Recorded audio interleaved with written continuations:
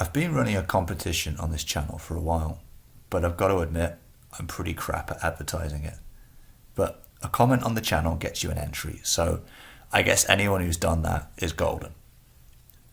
The first draw I did at 500 subs was for a Lecky Bling Ring, which has been put to good use on the winner's BBS HD.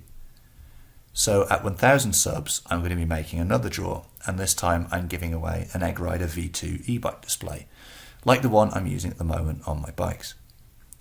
Entry is through, like I said, making a comment on the channel, preferably e-bike related. At the 1500 subs draw, I will make or design a 3D printed part for whoever wins. And at the 2500 subscriber mark, I think I'm going to amp it up a bit, and the prize is going to be an NXT display. To make it really tasty, I'm going to throw in a custom case molding of the winner's choice and a custom theme for the main screen. So a bit like this one that you can see on the screen, which is in the theme of the Punisher. Now all I need to do is to remember to actually mention this on my videos.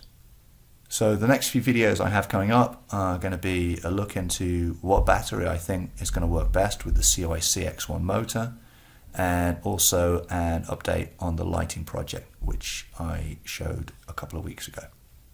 Cheers.